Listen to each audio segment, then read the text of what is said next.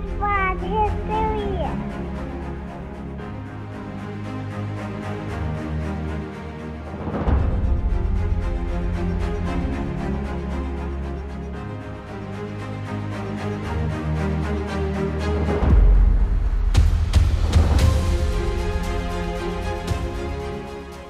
Hello and welcome everybody to this episode of Dad History. As you know, this month we're going to go over Black History Month. And this particular week, we're here to talk about athletes and musicians that were impactful to our culture. But before we get into that, I want to definitely point out the fact that I will be drinking wine tonight. It happens to be Valentine's Day. And shout out to each of the ladies in our lives for allowing us to do this. I don't know about everybody else, but my wife has always thought that Valentine's Day is kind of corny. So, here we are and she's happy about it. And it's interesting. What did you guys do for Valentine's Day? Me and my wife, we, in honor of Valentine's Day, we watched The Untouchables. So that's what we did. Okay. Because the Valentine's Day classic. Massacre. St. Valentine's Day Massacre. Yep. I do like. Did none of us do anything for Valentine's? Or we did like heart-shaped pizzas with the kids or something. Okay. It was fine. Yeah, it was good. I refuse to participate in emotionally manipulative holidays, so I'm out. How do you feel about Flag Day? I love Flag Day. I love America. Aren't all holidays emotionally manipulative? On some level, sure, but Valentine's is the most egregious of the emotionally manipulative holidays. I got to buy a box of candies or a card to show my affection. I'm not doing it. And then if I don't do it right, then I got to feel bad. I'm out. I'm completely out on Valentine's Day. It's been that way for quite some time. After I graduated college, the first job I had before I started teaching was I worked at a Walgreens, and my first week was Valentine's Day. And let me tell you, the saddest group of people in the world are the men shopping for gifts at Walgreens at 5 p.m. on Valentine's Day. It's just a sad lot. Because those men have been emotionally manipulated into spending, I need your $12 gift for Valentine's Day, please. Yeah. Something that says... I see the same thing at Christmas. And yeah, as a father, I'm emotionally manipulated to buy my kids gifts for Christmas. But I love playing with the Legos that I get for my boys. But Christmas is for retailers and children in that order. We're getting way off the rails here. Yeah. First and foremost, we need to cover Valentine's Day because, it's important. But no, keep in mind, St. Valentine was executed, beheaded, I believe, for his crimes against the empire. Yeah. Yeah. It's got a long and bloody history. And so I think it's worth celebrating properly. Do you feel that we are currently celebrating it properly, Eric? By podcasting? Yes. No, by giving each other little mints that say "be mine." Oh, actually, those ones taste pretty good, so I like those. Yeah, I may grab a bunch of cheap ones tomorrow. So, yeah, and since I'm big on the dad and husband hacks, last week my tip of the week was buy a diamond, get a gun for free. Genius. I thought it was buy a gun, get a diamond. It doesn't matter. You buy one, you get the other. No, it does matter. Here's a package. I'm sorry. It matters what you tell your wife. That's true. Presentation is key there. Absolutely. But your tip of the week this week is, I've always kept a close eye on what flowers cost day of and day before Valentine's Day and then day after. So just as a way of Do you have that on your Robinhood app? Yeah. Yeah, this is like a GameStop short squeeze going on here. Exactly. Roses out on Monday. I may not know how to make you a 50,000 in a week, but I can save you $20 in 24 hours. So Hey, almost as good. You could do that 365 times a year. It's like $7,000. It adds up. It adds up. I mean, what does Dave Ramsey say? A little bit at a time, right? Baby steps. Yeah, Baby that's steps. why it appeals to me so much. So no, let's talk about tales from the dad front. What do you guys got lately in the last week that we need to hear about? I got snow. I'm in East Texas right now, and it started snowing hard tonight. There's already 2 inches of accumulation. Tomorrow's overnight low is 0, which to those of you from Wisconsin and other horrible places, that doesn't sound like much, but around here, we're just not cut out for that. I was mentioning earlier, there's literally 8 counties share one snowplow and one sand truck, and it is not getting the job done. You know, they only have to use it once every Are there 4 or 5 longhorns years. like showing up at your patio, like knocking on your door, being like, "Let us in. This is ridiculous." The chickens they seem to be completely unaffected. So, except I went out there the other day, and I mean, of course, all their water's frozen. So now I got to bring them water twice a day and set it in the coop. And they've got little space heaters in the chicken coop. And my mother is extremely concerned about the chickens. I literally get 2 phone calls a day asking if the chickens are okay. That's awesome. And I see that fire must not just be for show. I mean, although you might want to put another log on that thing, given that it's 0 degrees outside. Okay, well, you guys are talking. I'll do that. If it starts getting low, you guys let me know. Yeah. If I get cold. Yeah, if I get cold. Did you get, yeah. So snow in East Texas, that's the second time in like the last month, no? Yeah, exactly. And, you know, in the 3 years prior to this, 0 snow. So, but even more unique than the snow is the 0 degrees. I mean, that just like usually if it's going to get like just a few degrees below freezing, it's on the news and it's cover your roses and your azaleas and all that stuff. But 0, it's just like they're literally closing schools just because it's getting down to 0 and it's snowing 3 inches. Yeah. That is you come up with any reason to close a school these days. Oh yeah, come on. You teach at a parochial school. Let's talk about coming up with any reason to close school. Oh, we're the one school open in the county right now, but St. Patrick's Day, Yom Kippur, you guys, it's everything, right? I remember those Rosh Hashanah celebrations we had. They were really great.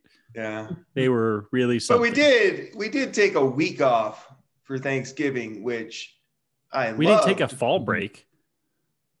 Everyone else took a fall break. We didn't take one. We're like, no, sorry, October. You're getting all of us.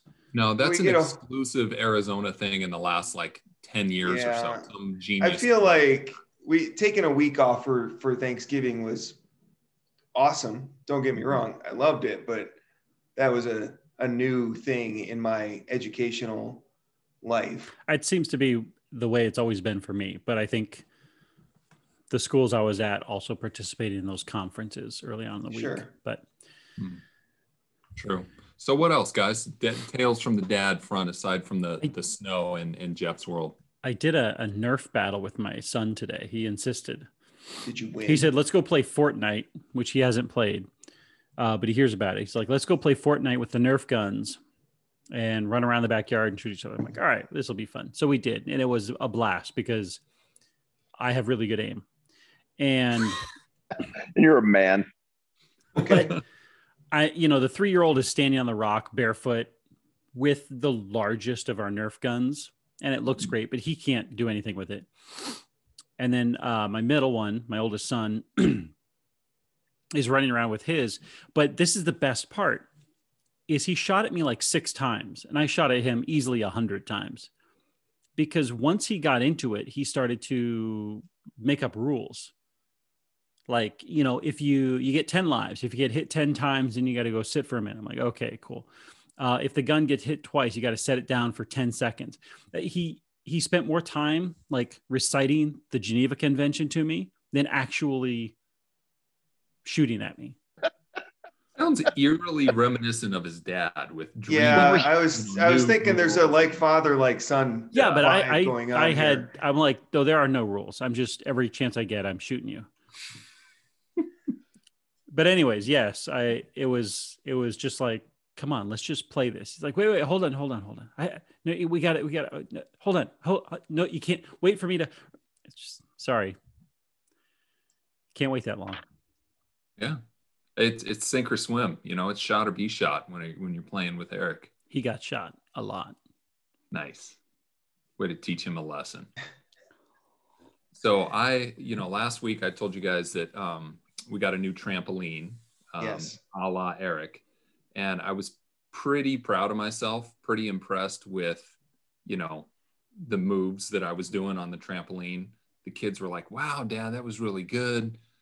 Truth be told, it was just a simple flip, but I was pretty pleased with myself that I could do that. Landed it nicely. The kids said, ooh. And yeah, that pretty much was the highlight of my week. It's a risky move for a dad to throw a flip on a trampoline. Right. That can really get away from you. It can. My kids are just congratulations for sticking body that. slamming awesome. each other on ours. Like they aren't jumping. They're just like throwing each other down. And yeah, but would you do a flip? I don't know that ours is rated for my weight. So okay. Yeah. And make sure to read the safety precautions. And let's give Cameron a little credit. Him being far and away the tallest person in our group, he's got to tuck. Like you got to keep it. That's got to be a tight flip, or legs will go akimbo, and bad things will happen. Right. My mental image of this flip is you remain fully extended, and it's very fluid, and like you're going up and like and a bunch of doves fly in the background. Yeah. And it's a John Woo flip. Something explodes. Yeah. Yeah. A John Woo flip. Nice. The degree of difficulty when you're 6'9" goes up. So, it's pretty much the same as like a triple backflip. No, I agree, because I couldn't do a flip on my best day ever. So the fact that you did it, I think is awesome. Yeah. And weirdly, my wife was a lot less impressed than the kids were. So, well, I don't mean to be this guy, but she's wrong. Thank you. Just throwing that out there. She should be way more impressed. Thank you. Yeah. Now she's going to have to listen to this episode. Awesome. Give it a 10. Good job, Cameron. Yes. I got a couple short ones. First one is, and I forgot to mention this last week. So I was getting the kids' dinner ready, and I reached to grab a string cheese. And when I did, I knocked over an open glass of chocolate milk that was sitting on the top shelf of our fridge. And it poured down the side all the way down to the bottom. And so I'm like taking everything out, cleaning all the shelves. And I get to the last one and I'm like, I can't get to this spot. So I'm like, well, I'll pull the whole shelf out. And as I do, the glass falls out of it and just explodes all over our kitchen floor. And my wife comes in and she's like, what happened? I'm like, well, the glass fell out. And she goes, why did you do that? And I go, I don't know why I did this. Like, I was like, it's not like I'm like, I was so distraught. She goes, never mind. I'll just go get the broom. Like, thank you. Like, I was like apoplectic. I'm like, I don't know what to do. So moral of the story is I got to go buy a new shelf for the bottom shelf of our fridge. I was just going to ask that, like, you go to Home Depot and buy a bottom shelf? Like, where to go? I don't know. I'm going to just start looking up Kenmore and shelves and see what happens and go from there. Glenmore. Right. Got to be careful with that now. I know. But if it's anything like most of my finding a replacement part stories, I might end up buying a new fridge in 2 weeks, guys. So just FYI. I couldn't find the shelf, but we got a new fridge. So sign up on our Patreon and help Jake get a new fridge, apparently. I'm the king of spending $1,000 to save 200. I'm right there with you. I've done that 100 times. That's dad bod. Yeah. It's in our DNA, I think. It's going to cost what to replace the tires on this car? But I can buy a new one for $0 down. Okay. Let's talk. Let's figure something out, mister. See, on my end, it works more like this. Like somebody wants to charge me $80 to take all the branches and stumps out of my yard. But I'm like, no, I can take it to the dump for free with my electric bill. And as I'm throwing them into the back of my truck, I throw one through the back window, costing myself $200 and all the time. That's how it works in my world. So viewers, if I ever give you a dad hack, don't listen to me because it'll end up costing you way more. Listen to Cameron and you'll save some money. You gotta listen at your own risk. All of these. Buyer beware. And I got one more. So my daughter, the other day, they were downstairs playing with this little remote control car that they got for Christmas from their grandpa. And it's one of those ones where, like, if it flips over, it can still keep going. It's, I don't know, reversible or however you want to put it. So that's the most fun because you can just send it down the stairs at top speed and it'll just tumble over and then just keep going. So the kids are downstairs playing in the playroom. And then my daughter comes up and we can tell right away as she's coming up, something not great has happened. And she opens the door and the car is stuck in her hair. Like she's got her hair wrapped around one of the wheels. And she's like distressed, not like crying, but she's clearly upset. And so she's like, what do I do? And I'm like, you're going to mom. Mom's going to fix this. And so my wife is like untangling the hair. My son comes up after her to help her. And he immediately runs into the kitchen. And he comes back with a pair of scissors. And he goes, literally, da, da, da. I'm like, no, put it back. It's like, it was hysterical. I thought he was going to show up with the remote control and goose it. No, and would wound it up even more. I wouldn't put it past him. Yeah. So. Dun, dun, dun. Yeah, it was awesome. You'll remember that one for a long time. Yeah, suffice it to say, my wife was able to get the car out of her hair without incident. But man, he was way too excited to help out with that situation. So. Yeah, it's like similar to Eric's story last week is, you clearly as a dad know that you're in over your head there. Like this is above my pay grade and you call the wife because there's no way that's ending well with you. Yeah.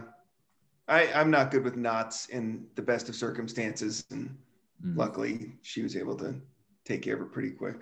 Nice.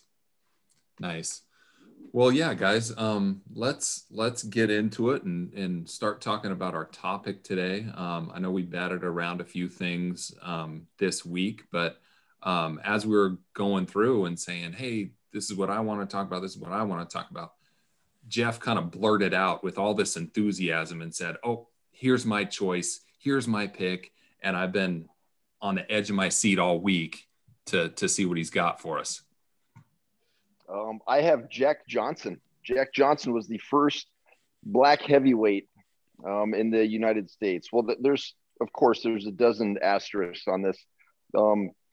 He's generally regarded as being the first black heavyweight, but a small footnote to that, the year that he became the first black heavyweight was 1908, but there was a black heavyweight championship open only to black fighters as fighting was segregated. He was the black heavyweight champion in 1903, which he won in a 20-round decision. So clearly boxing, beyond all that, was way different back then. I mean, if you see pictures of this guy, his boxing gloves look like the gloves you wear to ride your bike. There is no protection there for the other guy's head. And to go 20 rounds with anybody wearing those, and I don't know how many times you get punched, but it sounds horrible. He won the black heavyweight championship in 1903 in that 20-round decision, and he was denied a shot at the at that time heavyweight champ, recognized general heavyweight champ, who was Jim Jeffries, and he was denied that shot because of his race. Jack Johnson is from Texas. That's not why I picked him, but that's an interesting note. His nickname was the Galveston Giant, born in 1878, died in 1946 at 68 years old. He was the overall heavyweight championship of the world from 1908 to 1915. Ken Burns did a great documentary on Jack Johnson. And in that documentary, he said for more than 13 years, Jack Johnson was the most famous and notorious African-American on earth. His dominance spawned the search for the Great White Hope. We've all heard the term Great White Hope, and I think it's been the name of a couple movies. Anyhow, this is during Jim Crow. This is obviously a very difficult time for America racially, and so white America wanted a white heavyweight champion. So their search for the Great White Hope turned up Jim Jeffries, who was the former undefeated heavyweight champ. The problem for Jeffries, as it turns out, is he had been retired for 6 years by the time this fight went down. It was the fight of the century, which there have been many fights of the century, but this was the fight of the century at that time. Johnson dominated the fight and won by a TKO after the other corner threw in the towel after the 15th round. So that was it. That was the fight of the century. Great White Hope, not so much. There's some interesting lead up to all of this, the timeline between Jack Johnson being the black heavyweight champ and then moving into the overall role. So Jeffries won the title in 1899. He retired as the champ in 1904. So he vacated the title. This is before there were 4 different belts and all that. There was one belt at the time, one recognized heavyweight champion of the world. For the vacated title, Marvin Hart defeated Jack Root in 1905. Hart had previously defeated Jack Johnson earlier that year, just a few months prior, in a 20-round decision. So I just can't wrap my head around a 20-round decision. First of all, you go toe-to-toe with the guy for 20 rounds, and then it's just up to the judges, and they pick one. And all things being equal back then, black man versus white man, and the decision, did he get a fair shake? I couldn't find anything that really talked about that. But anyhow, so Hart defeated Jack Root in 1905 to get the vacated title. Hart lost the title to a man named Tommy Burns, and then Burns lost the title to Jack Johnson in 1908 in Sydney, Australia. I don't have any real information on why they fought in Sydney. There were plenty of fights that happened in the States, so I think that's just where the promoters had the fight set up. Jack Johnson was convicted in 1913, which was during his reign as heavyweight champ, of violating the Mann Act. The Mann Act was an anti-prostitution act. It was almost certainly used against him just because of his race. Jack Johnson was very brash. If he was supposed to be meek, he didn't get the memo. He was very out in front. He famously dated and married white women. He was very brash with his money. So, for that time in our country, the man put a target on his back, and the Mann Act was used against him. So he was convicted of transporting a woman across state lines for immoral purposes. Ironically, the woman he was crossing state lines with was his 19-year-old white girlfriend. We've all seen enough movies and know this story to know that wasn't going to fly back at the time. He actually ended up marrying her that same year. He was convicted. He fled the country. He jumped bail, and he went to Europe to try to avoid going to prison for all this. He returned in 1920. I read somewhere that said that he returned because he was told that if he returned and defended his title, that they would not make him do his time in prison. But he ended up turning himself in, and he ended up serving 10 months. So it wasn't too bad. Easy for me to say, of course. Some facts about Jack Johnson. He died in a car crash at the age of 68 in North Carolina.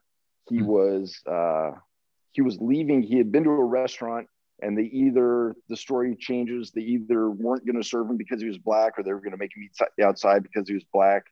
And he was upset about that, and he left at a high rate of speed and ended up dying in the accident. He fought as a professional until the age of 60. He was taking different fights for money through his later years. He was inducted into the Boxing Hall of Fame in 1954.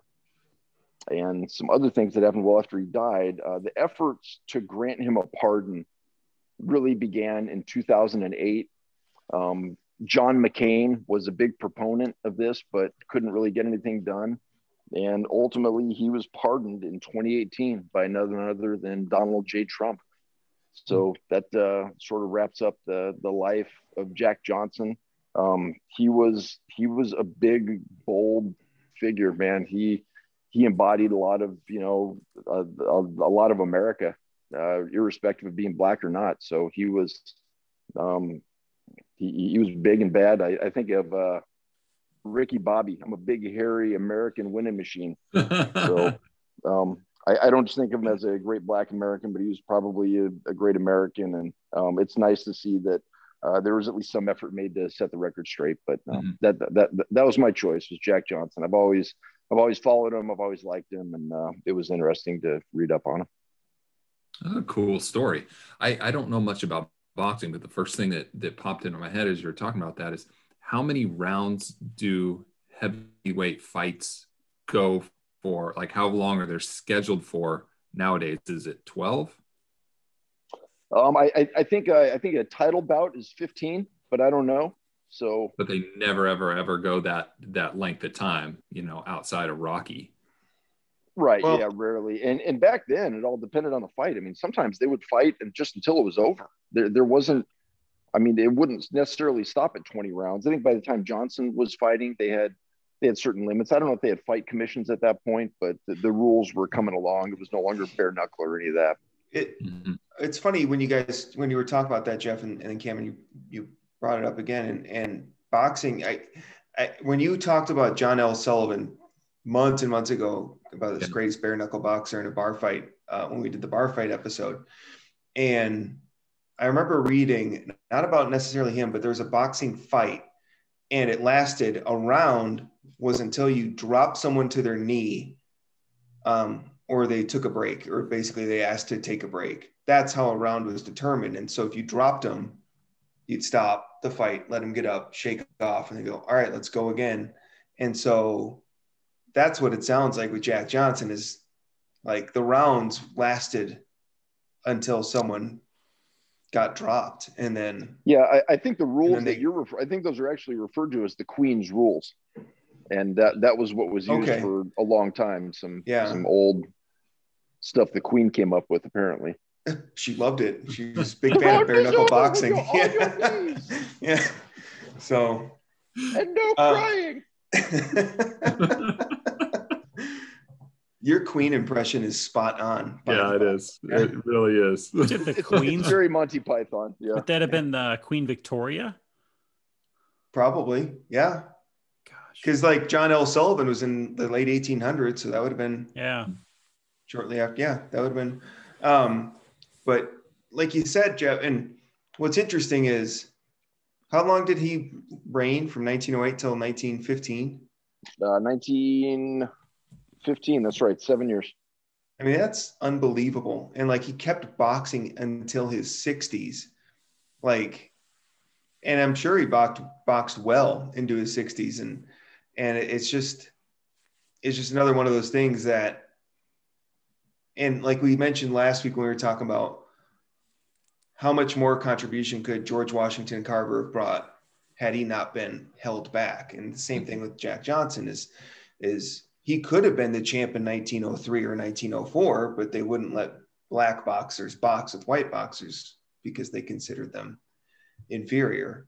But had they integrated earlier, I mean, his reign could have been that much longer, and boxing as a sport probably would have been even more enjoyable to watch, because you would have had the best boxers irrespective of race or skin color.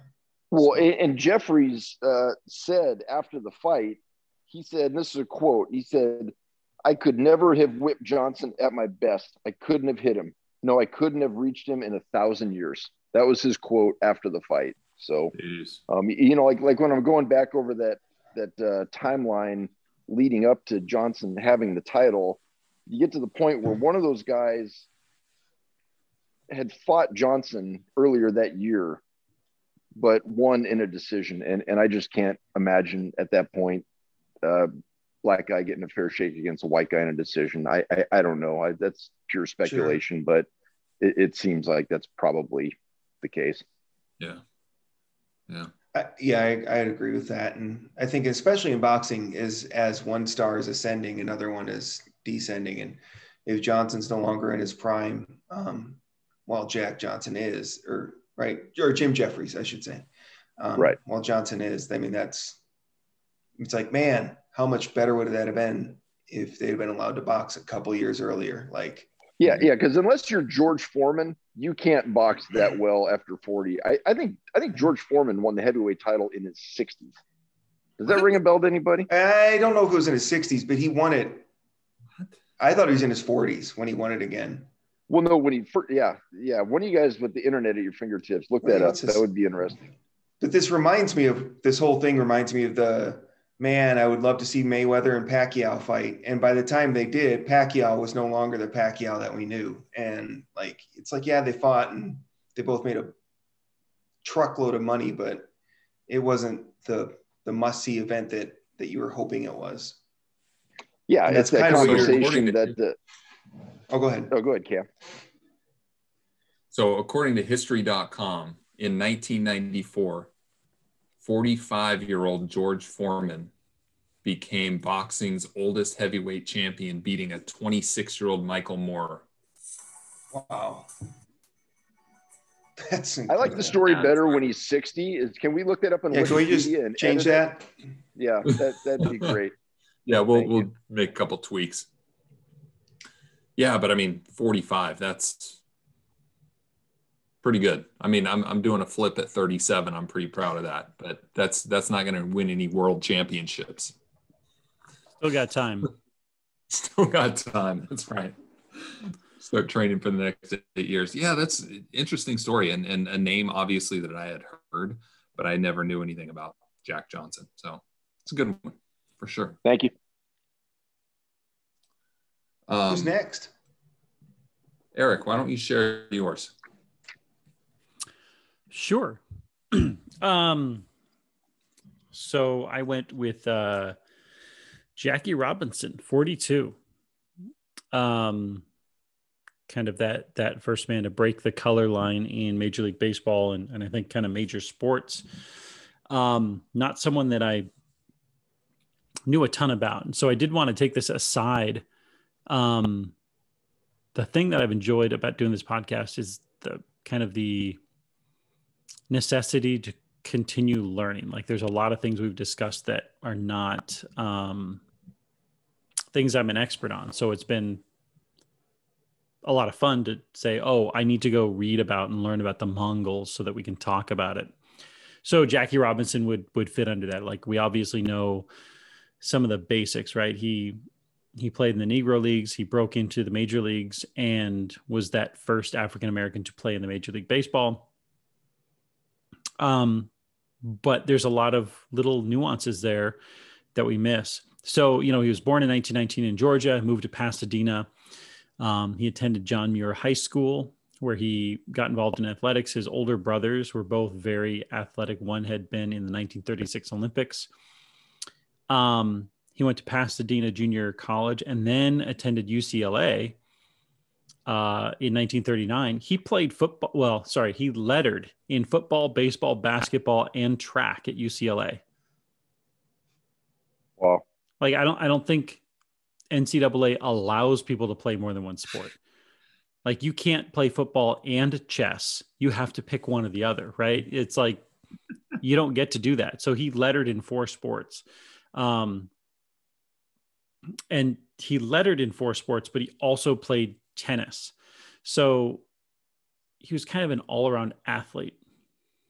He ended up getting drafted in 1942 into the U.S. Army, where then he applied to officer candidate school. There was a delay, probably because they were Black. He and some other friends of his were Black.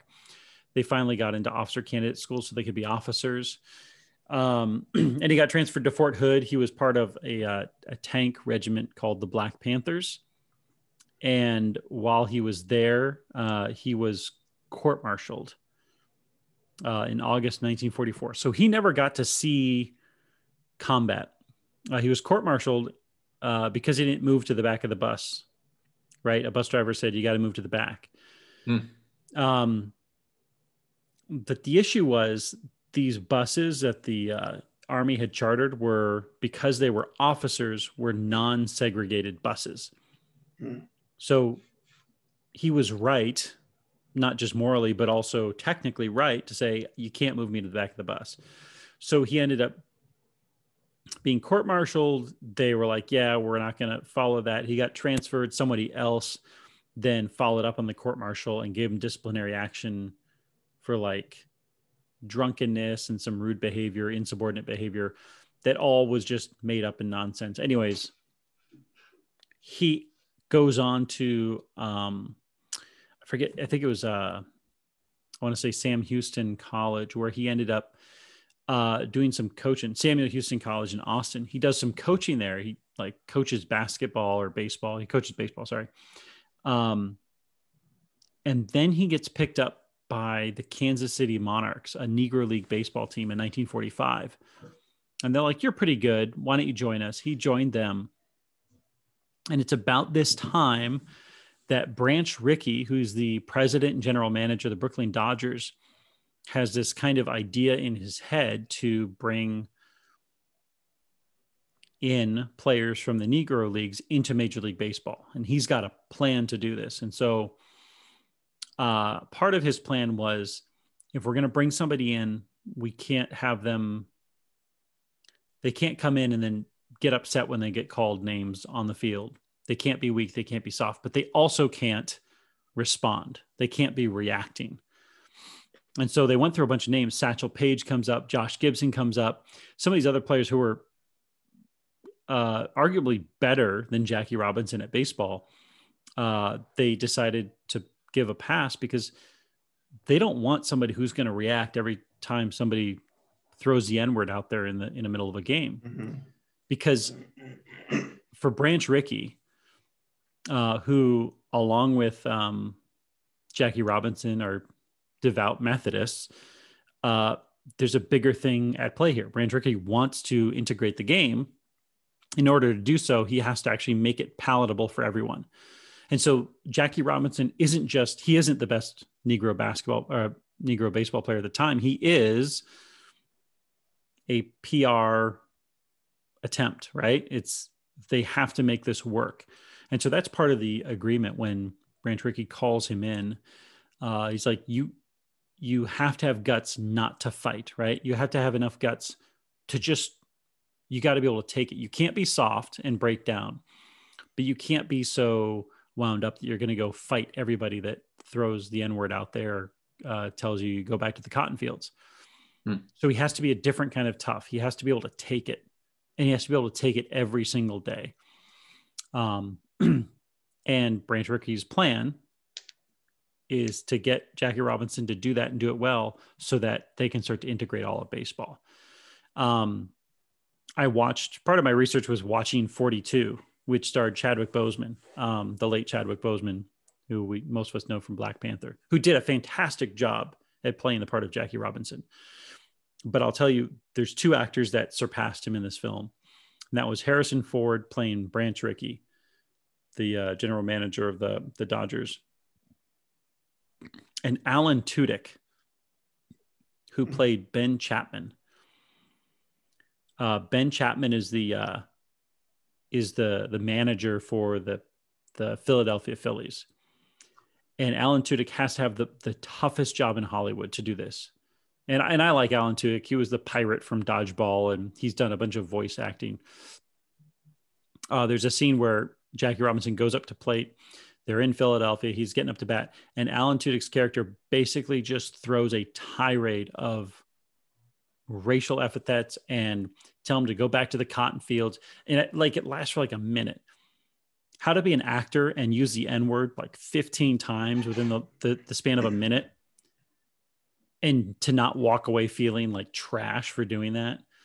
I don't know.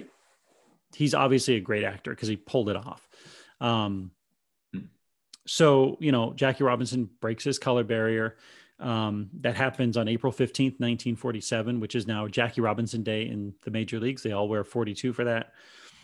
He wins Rookie of the Year that year, which is, kind of remarkable for a number of reasons. He breaks a color barrier and wins Rookie of the Year that year. And he's also 28 years old as a rookie in the major leagues. That's no small thing. He plays for 10 years. He's a, first round into the Hall of Fame in 1962, but he passed away in 1972 at the age of 53. A man of strong character, obviously, to endure what he did. He and Branch Rickey kind of went back and forth with this thing. God built me to last, not to defeat all my enemies, not to just roll over and take it, not to roll over and take it, but to outlast all of this nastiness that would come about. So, and I, he wasn't the only African-American player to play in 1947. It was, and I missed the name, Larry Doby also ended up starting that year in, I think it was June or July, in the American League. Satchel Paige, Josh Gibson are going to show up within a year or two. Even the following year, there's 3 more Black players added to the Brooklyn Dodgers. And then it's just this, the game opens up. And it took kind of a big sacrifice by one man to let that happen. Yeah, I found it really interesting. I didn't realize that he was 28, a 28-year-old rookie in the big leagues. And, again, still accomplished, 6-time All-Star, won a World Series, won an MVP, won a batting championship, 2-time stolen base leader. I mean, in a 10-year career, that's pretty dang impressive. And no telling, had he broken in at 24 or 23 or 22, obviously World War II was going on, so that changed things for everybody. But I didn't realize any of his military service was a thing. That's interesting. His number has been retired by every team, correct? Right? Yes. Yep. Yeah. Every team. And I think that was since 2004 is when they officially did that. It may have been earlier, may have been 1997. 2004, yeah. So, it's interesting, Cameron, you talked his military service. How many African-American men served in the Army in World War II in a segregated army and then came back to the United States, and suddenly, while they were segregated, it was still, there was this kind of meritocracy in the Army, right? Like, if you have value, if you have something to add, that's how people will judge you. If you can do your job well, that's how people will judge you. And then they come back to the United States in 1945 and 46, and things are not quite that way anymore, or not quite that way out in, everyday life. And so I think it's a slow burn, I think, until the 1960s for the civil rights movement to come out of it. But to go from your country needs you and we need you to serve and give what you can, and then come back and those promises have not materialized. That's going to get people moving. So I'm curious, Eric, you said that they were, they obviously had just the right person in mind to break the color barrier. Do you know what it was about Jackie Robinson that made Branch Rickey think that he was the right guy to do what they wanted, check all those boxes? Well, it sounds like other names came up of players who were better than him at baseball, but they were also very combative. They were brash. He didn't want, Ben Chapman of the Phillies to yell something to the guy at the plate and the guy at the plate turn around and go fight, because then in the newspaper it says, well, look, Negro baseball player starts fight, and that narrative can turn, and suddenly it's a good, see how good it was. We didn't let them play in the major leagues. All they want to do is fight. They're not as, I don't know, you want civilized or savage, all that kind of nonsense. So you had to have somebody in Branch Rickey's mind who could endure all that hatred, just to prove to everyone, listen, I'm here to play baseball and I can do it as well as anyone else. And I'm not going to resort to violence. or name calling. I'm So, going to so take he that was higher clearly ground. known. He was clearly known to be a level-headed guy. I guess that Yeah, that must have he been was his reputation. level-headed, but he didn't take crap off nobody either. Like, it wasn't like he just rolled over. There was that balance, right? You can have somebody who rolls over, but they're too soft to play at a high level of baseball. Right. But it almost sounds cliche, but he really had to let his game do the talking for him. yeah. And to not respond. Right. And there's scenes, I think 42 does a good job. He let the team rally around him, and the team started to do that, defending him when somebody called him out. You know, someone would step out, go talk to the other team, tell them to shut their mouths and tell them to, you know, take a hike, or somebody else would come out and they'd be booing him and they'd put their arm around and be like, hey, you know, we're just here to play baseball. You know, I think one of the great lines from the film is he says, you know, maybe someday we'll all wear 42 and they won't be able to tell any of us apart. You know, and it was like, because, you know, we see the numbers and they mean something, but he's saying maybe there's a point at which we don't look at this one physical characteristic. So yeah, I mean, it took a almost very specific characteristic in a baseball player to manage to play baseball at a high level and to not react. If I went into any arena and I yelled anything that was yelled at Jackie Robinson, there's not a player, regardless of race or color or anything, in any major league sport that wouldn't jump off the court and start throwing punches for some of the stuff that Jackie Robinson endured. And nobody would blame them, and nobody should. Like, that's. Well, it's interesting with baseball today is, of the American sports, I would think it's the most diverse sport in America now. I mean, it's not just Black Americans and white Americans, but there's people all over from South and Central America, and then Asia. I mean, in Asia and Japan, specifically in Korea, Caribbean, and like, Dominican. Yeah, it's become a world sport in that regard. And just to think that it wasn't until 1947 that they allowed the first Black person to play. And since then it's kind of exploded. I mean, that, you know, other sports obviously have minorities in them, but not quite in the proportion and in the scope. I'd say the only thing that rivals it would be, as far as team sports, would be soccer. Yeah, but I'm thinking of the American sports, not the European sports, Eric. I said real sports. No. Okay. All right. Hey, so what year was it that he broke the color barrier? Was it 1942? 47. 47. What year did the Dodgers move to LA? I think it was 59. Dodger Stadium was built in 61. It opened in 62, and I think they came out in 59, if I'm not mistaken. All right. And he retired in 56. 57 was their last year in Brooklyn. Yeah. And man, just like Cameron said, just imagine it if he'd been able to play earlier. I mean, Babe Ruth, I think, was a rookie when he was 19. Imagine if Jackie Robinson could have had that same ability, how many records he would have smashed. As far as baseball, how many rookies play in the major leagues that early? There aren't many. Like, almost everyone spends a year it's almost in the lower divisions. I mean, even a number one overall pick will have to go through rookie ball, and you know, they'll maybe start in AA, but you know, at least a season or two down in the minors before they're moving up.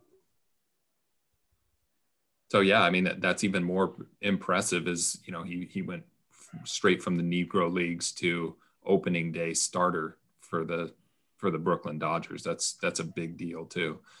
But even his rise there, he only spent 1 year in the Negro Leagues before he went to the international leagues with the Montreal Royals. And then he went to the Brooklyn Dodgers. But before that, I mean, he had played however many sports. As a manager of this college team, he stepped in and played when they needed players too, you know. So it wasn't like this guy was playing club from age 9 through 18 and then, you know, playing high school ball. He just kind of was good. He was a great athlete and just made his way in the sport. Yeah, Jake and I always joke about this. The players of old, they had to get to their job pouring concrete after the game. They didn't specialize and get with their nutritionist after the game and then go see their personal strength coach for this and that and breaking down film. It was just you roll out the ball and you play, and there's something. The Green Bay Acme Meat Packers actually had a job. Yeah, they did. And all of those Super Bowls from back in the day mean they count for 4 Super Bowls and nowadays. That's why they played on. How many professional championships did you win on your part-time job? Huh? Who said anything about part-time? Pretty sure they were full-time. Yeah. There's no way. No, you don't do full-time for the job you're not getting paid for. You do full-time for the concrete work. That's what I was saying. It's full-time job. Yeah. The sport was kind of a hobby. Let's not take away from Jackie Robinson just so I can gripe about the Green Bay Packers and their glory years. I set the bait there. The point stands is that he was just a tremendous athlete. Yeah. And I think that's what stands. And I think, man, whether this year or even back then in the 40s, it's like, man, I wish he would have had more of a chance to show how incredible of an athlete he was. I mean, we've alluded to it. He was a great player. And even if he just had a few more years, like you said, Cameron, that's how much more great could he have been. But, it's interesting also that, there were clearly a lot of great baseball players in the Negro Leagues that could have made that jump immediately, but he was just the right guy. And I think they were spot on in what they needed. You're right. If he's the wrong guy and it doesn't go well, how far back does that set the movement? How far back does that set everything? It's 2 years, is another 10 years. He's man, there were a lot of great athletes in the Negro Leagues, but he was the right man for what they needed. Yeah, exactly. Yeah. And, that discussion of personalities and that mold between, hey, is he a great player? Is he a great personality? Is he both? I think kind of is a good lead in for my pick, which was Bill Russell. So, as the basketball guy and as the, lifelong Laker fan, I cringed when I made this pick, but, I recently read a book called The Book of Basketball, and it talks about, it's written by a Celtics fan, Bill Simmons, and it talks about Bill Russell almost as almost deifies him. Just talks about how great he is and this and that. The guy admits, oh yeah, I'm a homer here, but you guys know a lot of the stats. This is a guy that played in the 50s and 60s for the most part, was a 6'10", 220-pound center, and he's one of the few guys, maybe the only guy outside of Wilt Chamberlain from that era that would have been able to compete in today's NBA. Athletically, skills-wise, he wasn't just a foot taller than everybody else and reached over everybody for his buckets. He was... Must be nice, right? Yeah, I don't know anything about what that feels like, but, he's one of the top 5 defensive players of all time for sure. He won 11 NBA championships. He won 8 consecutive NBA championships, which is just mind-blowing. He's second in all time in rebounds. All the stats aside, he's the best winner in team sports in American history. And that was at a time where too, he didn't break the color barrier in basketball, but he was the single most famous, well-known basketball player for the most well-known team in that area. And he had a really complicated relationship with the fans, and his legacy. As great as he is, pretty much anybody with a brain calls him a top 5 of all time player. But I didn't know this. He didn't attend his own Hall of Fame ceremony.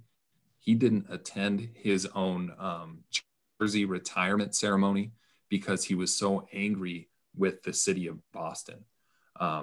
He was the type of guy where, kind of the opposite of Jackie Robinson in that way is, if he heard something, if he heard an epithet, if he heard something ugly, he would yell back at them, or he would remember that person and not look at them, not sign an autograph, not nothing. So he was very, I don't want to say the word vindictive because of some of the terrible things that was done to him. But he never really forgot that. There's a story that I read this morning that he was refused service at a restaurant prior to an exhibition game in Kentucky. And he said, oh, I'm leaving. And not just leaving the restaurant, he left the city and got on a plane and went back to Boston rather than playing the game the next day. He made a point of not smiling for photos with somebody that, he suspected, even if it was a suspected slight of, oh, he just thinks I'm a great basketball player and doesn't like me as a man. He wouldn't smile in photos. He wouldn't pander to any of that. So the fans, and depending on which person and which individual, some people were really hurt by that as true fans of his. And some people, oh, that just kind of confirms my racist beliefs. So there were, extremes of, how he was treated and how he looked at it. But I think people really respected him all the more. He's revered nowadays because of sticking to his guns. And, if you do me wrong, I'm going to remember that. And I'm not going to play nice or, make you feel better about something that you did wrong. So the NBA, even today, has done a really good job of kind of making amends for that. They had a better ceremony in Boston. It took many, many years after his retirement. I mean, he was in his 80s when they honored him in Boston with officially retiring his number 6 jersey and officially having him be the, reinducted into the Hall of Fame so that he could go and he could speak. And, it was something that kind of buried the hatchet for a lot of years. And it was kind of an emotional thing. I looked at it on YouTube, and it was cool to see that the NBA try to make amends for that and to try to say, hey, we appreciate what you did all those years ago.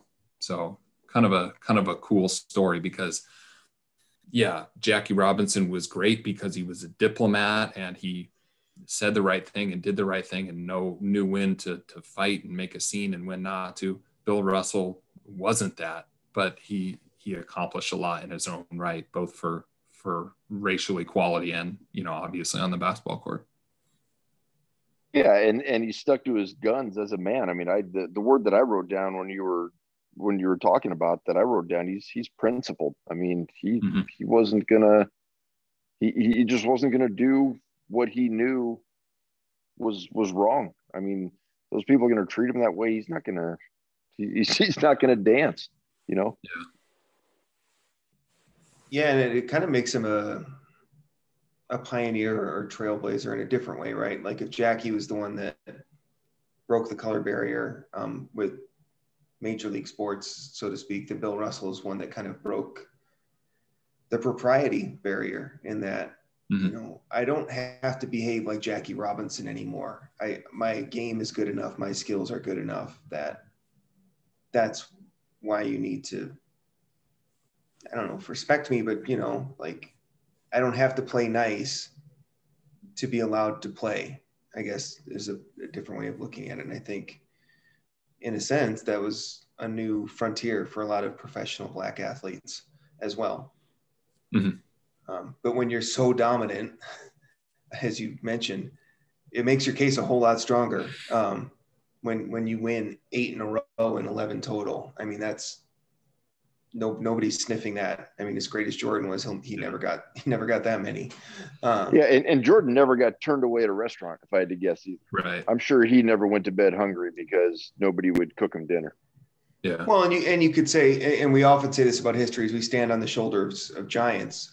Yep. Jordan could be Jordan because of Bill Russell, and Bill Right. Russell was Bill Russell because of Jackie Robinson, you know, and like Mhm. it all builds upon itself here. And it's kind of a theme that we had last week as well, as these scientists broke down barriers, then the next one could go farther with that. Mm-hmm. Yeah, and I think another great thing about him is that, you know, he was so respected by his teammates. They said, oh, he was way better than what people think. You know, all the numbers, and as great as they were, he could have averaged 40 a game. He could have averaged 30 rebounds a game, but his number one joy was seeing his teammates succeed. I mean, more so than even winning, he wanted to see his teammates succeed, and that that shined through in his just the way that he played. His favorite thing was blocking a shot and making a good pass, and, you know, doing those little things in basketball. And yeah, he was just a mean old cuss that loved his buddies and loved his teammates, you know. Yeah. Was Red Auerbach his coach, Cameron? He was, yeah. All right. And speaking of that too, you know, to Jake's point there is, you know, standing on the shoulders of giants, is Red Auerbach had the foresight to say, we're gonna treat this guy with respect. We're not just gonna bring him onto the team. By his second season, Bill Russell was the highest paid Celtic, which is amazing in those days. I mean, even as great as he was, oftentimes the black athlete took much less money. So right. He was the highest paid from the beginning, and, you know, it was because Red Auerbach kind of pumped him up there and vouched for him. So it's a good call. Right on. That's a good rundown, man. I liked it.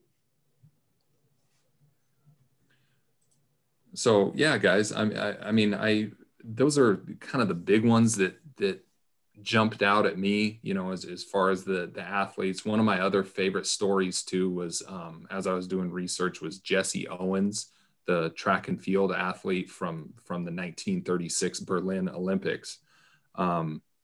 And such a sad story that I read about there is he won his 4 gold medals, kind of stifled that victory run that Hitler wanted to show. He wanted to show that the Aryan race was, you know, superior, and he had his great, well-conditioned athletes and everything. And after one of the medal ceremonies, there's stories about Hitler actually coming down and shaking the hand of Jesse Owens and saying, congratulations. When Jesse Owens came back to the United States, they had a ticker tape. Am I saying that right? Ticker tape parade. Yep. It had a ticker tape parade for him in New York City after he returned. And after the parade, in the Waldorf Hotel was kind of the after party. They wouldn't let him walk through the front doors of the Waldorf Hotel. After, you know, having done all this, a parade in his honor, he had to go around the back door. Hitler congratulated him, but the president of the United States didn't even send him a telegram, didn't call, didn't write, didn't invite him to the White House, nothing. So kind of amazing where the world was at in 1936 for a guy that, you know, was literally the most famous black man alive at that point and didn't get the respect that he deserved. Except from literally Hitler. Right. Right. And Hitler, you know, they said that Hitler kind of went down there, cursory, shook his hand and said, great job.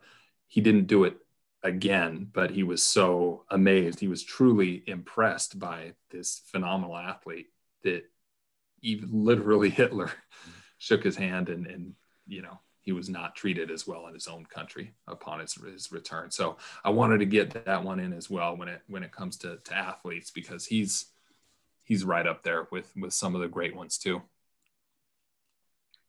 But yeah, tell me guys, you know, I know that we also have some time for musicians, and we're about an hour in right now, but there's a lot of musicians there as well. And I know that Jake, you had one in particular that you wanted to talk about.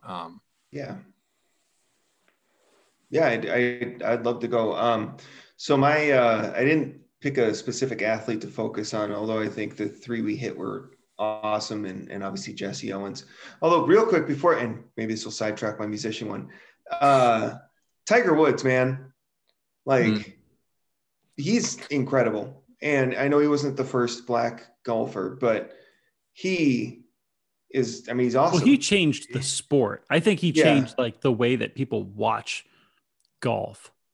Well, he wasn't allowed, right? Because he was black. He wasn't allowed to play in Augusta, right? They had to change the rule. Like that's how I don't know, backwards or slow moving golf is, because they had all these things about decorum, right? And that was in 1996. Tiger Woods was the first black guy to play at Augusta. Is that true? They had to change rules so that he would be allowed to. Yeah, because he qualified for the Masters. There and that. There's no way that's true in 1996. Check it out. That would literally be illegal. Check it out. Maybe they've had black people at the club before, but he was the first professional black golfer to play at the Masters in Augusta. So, like, they could be on the course, they could be, in some of the rooms, but they didn't have full access to Augusta National until Tiger Woods' career. Yep. If that's true, that is shocking. Yeah. It is. And I remember. Hold on. Augusta invited and accepted its first African-American member, television executive Rod Townsend, in 1990. Okay. So he wasn't a professional. But I don't know if that was to play. He was just a member? Yeah. Okay.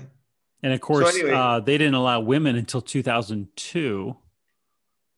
So that's a different month. Okay. Point being, and not only did Tiger Woods, was he good enough to make Augusta change its rules, but he's second, right, on the majors list. Yeah. He's one behind Nicholas, right? Right. Yeah. So anyway, it popped in my head as we were talking. It's like, and he's just incredible. I mean, he was the best player in golf for, what was it, 12 years? Like there was nobody that could sniff him as far as how good he was. And even today, even though he's not winning as much, he's still an incredible golfer. Anyway, I don't want to get too far down the rabbit hole with that one, but just thought I'd bring it up. So with musicians, specifically, I have one that I remember as a kid seeing him, and I don't know why or what it was about him, but it just struck me as he was a fascinating person, and that is Dizzy Gillespie. And I remember seeing, and it might have been when he died, because I think he died in like 1993. But I remember seeing this news thing about him, and like he was this trumpet player, and the way he played trumpet is his cheeks blew out, like, and that's not how you're supposed to play trumpet at all. And his horn and the bell of his trumpet was bent, and like it was just this like crystal clear image I had of this man, and I'm like, who is this guy? And so when we had this come up as one of our topics, I'm like, well, I really want to talk about Dizzy Gillespie. So he was born John Burks Gillespie in 1917, and his dad was a band leader who kind of got him into music. He started playing piano at 4, and then his dad passed away when he was 10, and he taught himself how to play the trumpet and trombone. So part of the reason he played trumpet wrong was because there was nobody there to teach him how to play it right. He eventually started playing professionally for some big bands in 1935. He played for Cab Calloway's orchestra in 1939. And an interesting story is he was fired for his mischievous humor and adventurous approach to soloing. And they had a fight, him and Cab had mischievous, yeah. And they had a fight that started as somebody, and here's why it's funny to me, because when I was in 7th grade, I was walking out of band class and someone shot a spitball at me, and I turned around and I said something I should not have said back to them. And then they proceeded to pull me up against the locker room. We got into a big fight. And what happened here was somebody shot a spitball. Cap Calloway got all upset, and Dizzy ended up stabbing him in the leg. And that's how he got fired from his job. So apparently spitballs and band are a no-no, is what I know. Or your kindred spirits. I don't know. Dizzy and I are kindred spirits. That's possibly it too. He played for Jimmy Dorsey, Ella Fitzgerald, Woody Herman. He did not serve in World War II. And at his local board meeting, he said, at this stage of my life here in the United States, whose foot has been in my rear? So if you put me out there with a gun in my hand and tell me to shoot at the enemy, I'm liable to create a case of mistaken identity of who I might shoot. So they marked him 4F. They did not draft him into World War II because he made it abundantly clear he did not want to be drafted. Yeah, so he, kind of the antithesis of Jackie Robinson, who went to officer candidate school, is Dizzy's like, what's the United States done for me? Why should I fight for you when, he was born in South Carolina, so obviously the Jim Crow South. To him, he didn't view the United States as a nation where you just do your duty because you should. He felt like they were. I don't know if he actually thought they were the enemy, but he certainly didn't think that they were friends. And so he continued to play. And he's kind of not credited with the invention of, but he's one of the forerunners of what we call bebop music or bop music, which is the first modern jazz style. And it's kind of it's like an evolution of the swing and big band music that they had at the time. And that's kind of what they viewed it as is swing and big band was, there's a set structure and, this singular harmony and melody that would go throughout. And bebop was not that. It was different in that it had a very fast tempo, asymmetrical phrasing, intricate melodies, improv, and rhythm sections that expanded the tempo. And so basically it took big band and it took swing music and it kind of turned it on its head. A lot of others were Charlie Parker, Thelonious Monk, Bud Powell, Earl Hines, were all part of that kind of evolution from swing music to jazz. They didn't consider it a revolution from swing. They just said, this is kind of the next step. This is where music's going now. And they didn't even call it bop or they didn't call it jazz. They just called it modern music. They just viewed it as the next thing. And so he just kind of had this transformative effect on music and that carried throughout his life. He continued to play basically until he died, in the early 90s. But there's a couple of things about him that are very uniquely him. One are his cheeks. And if you ever see a photo or see videos of him playing, the way he plays trumpet is his cheeks blow up and his neck actually blows up and he looks like a bullfrog almost. And there's a condition and it's called laryngeal, and I'm sure I'm saying that wrong. And it's basically because of this, the way he was playing the trumpet with puffing his cheeks out, it creates an empty sac along his larynx. And so when he blows on the trumpet, everything inflates. And it's also called glassblower's disease because glassblowers, same thing, their cheeks puff out and they have the same, air sac that develops as a result. And then the other thing was his trumpet. In a lot of videos and a lot of pictures of him playing, his trumpet's bent at a 45-degree angle. And this actually happened in 1953 at a birthday party for his wife. Some dancers fell and they knocked his trumpet off its stand and knocked it and bent it at a 45-degree angle. So he picked it up and played it. And he liked the sound so much that he's like, well, let's roll with that. And he had a special ordered trumpet designed like that. And that became his trumpet from 1953 until he died. That was his thing from there on out. And he had a couple of songs that his most famous songs are Night in Tunisia, Oop Bop Shabam, and then Salt Peanut. And you can kind of get that jazz style, and you can see what they're talking about with like the improv and the soloing and the really fast tempo of music and in those 3 songs. So yeah, that's Dizzy. I just wanted to bring out because I remember him as a kid, and I know there's a lot of great Black musicians, especially in the 20th century, that we can go over, but he's one that personally to me was stuck out, and he was unique in my, I guess, childhood. And so I just wanted to give him, I guess, the credit I think he's due. And before there was Kanye running for president. Yes. Dizzy also wanted to run and rename the White did. House the Blues House. Yep. With like, and he had a whole cabinet. Oh yeah, Duke like, Ellington as Secretary of State. Yes. Miles Davis as director of the CIA. Yeah. Let's see, Ray Charles is Librarian of Congress. Louis Armstrong, Secretary of Agriculture.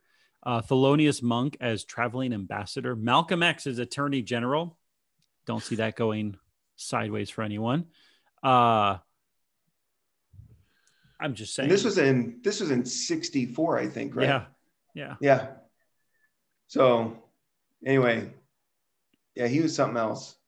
Jake, I'm curious, the bent trumpet thing, did that catch on with other musicians, or was that his signature thing? That was his thing. And so no, he didn't sell any of those. Just that was his thing. And that's what I think is so cool about him is that he had not one but 2 signatures. One, the big old, when he played, his cheeks blew up like a bullfrog, and then the bent trumpet. And it's like, and I think that just kind of everything about his career is that, he took what was, right? Like, and he added his own spin to it, and he made it his own. He took swing music and he made it into jazz. He took the trumpet and he bent it at a 45-degree angle, and he played it wrong, not the way you're supposed to play it, but man, it was awesome. And I think that's just really kind of a cool thing about him. And I guess I would say about Black music in general is that, the spirituals are, they were given hymns and they made spirituals. They were given swing and they made jazz. And a lot of that was through circumstance. It was that they didn't have the classical training that a white musician would have. And so they said, well, I like this thing, but I want to make it my own. And I just think that's a unique thing about the development of music in America. But I wish I knew enough about music to understand like the nuances of how music changes from year to year and how different threads end up in different patterns, right? So you have swing, which is this 1940s style of music that's, played by big bands. And then that's not co-opted or usurped, but just taken and set aside differently and changed slightly to go down this other road, right? And so all music does that. And I just kind of wish I understood music enough to really walk through all of these stages of musical development and evolution over the 20th century is probably the most fascinating time of musical development. But yeah, that's a hole in my education, is the whole musical training thing. I have such an appreciation for people that, have an ear or can hear a piece of music and be able to explain it and break it down and that kind of thing. But yeah, when I hear people that know a little bit about music to talk about it, it's cool to hear them talk about it, because there's a lot of intricacies that most of us miss. And it's cool when somebody like that is a torch carrier like Dizzy Gillespie, and not just musically, but stylistically. Yeah, I agree. And I think, some of these other musicians we have thought of, I mean, they've all kind of done that in some respect. And, obviously Aretha Franklin is one. And I think you can kind of take your pick of any era, especially in the 20th century, and say, how have Black musicians impacted this genre and or in a sense created this genre of music. Black musicians are credited with the creation of rock and roll, not Elvis Presley, although he's the most famous, the king of rock and roll. But and then same thing later in the 80s with Michael Jackson, the king of pop. And I just think there's I was reading a thread on Twitter, and someone was talking about sea shanties, like from like the Pirates of the Caribbean, the 16 and 1700s in the Caribbean, and how sea shanties were a development of Black music. And, because they use sea shanties to make the work of loading the cargo and unloading the cargo go faster. And that's where a lot of those came from. And they said, Black music is American music and American music is Black music. And not to say that, obviously I think American music is full of world influences all over. But I think it was more of a statement to say the development of music in America is interwoven with Black culture as well. And it's evident everywhere. Yeah, absolutely. Yeah, I feel like, when you talk about influential Black athletes and influential Black musicians, I mean, there's almost too many to name.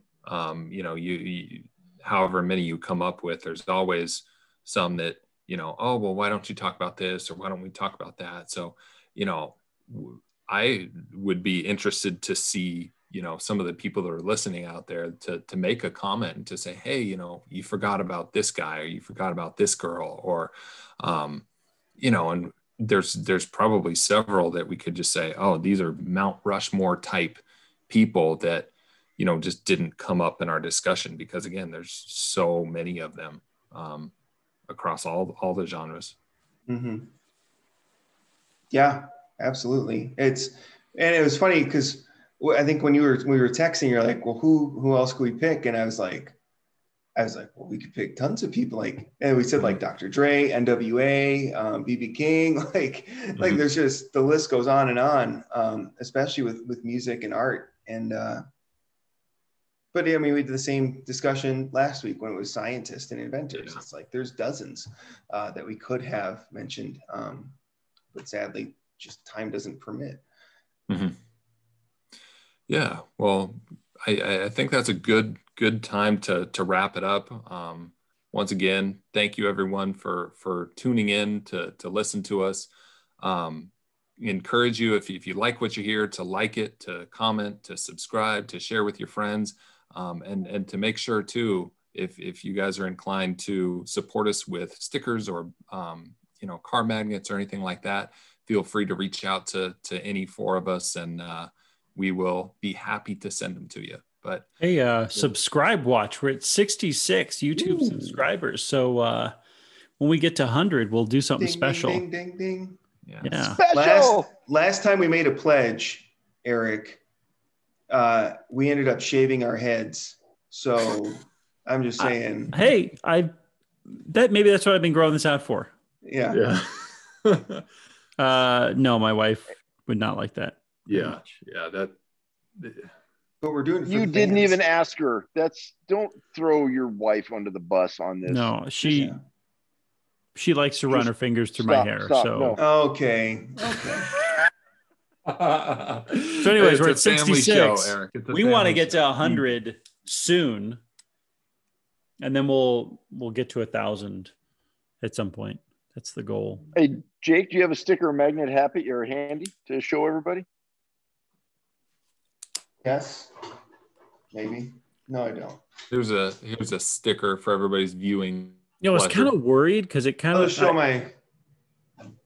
Maybe the font. Perfect. Maybe I need to make it. It looks like Dad Boo History Poocast. I disagree. I think it looks fantastic, Eric. That's how you read that? It looks great. I just the O and the D look a little. Anyways, I was worried they might come out like that. But yes, yeah, definitely Maybe subscribe. that's why we're only at 66 subscribers. They're like, they keep searching for the Poocast and not the podcast. The Poocast. Subscribe and like and comment and notification bell and all that. Yeah. All right. All right, everybody. See you all next week.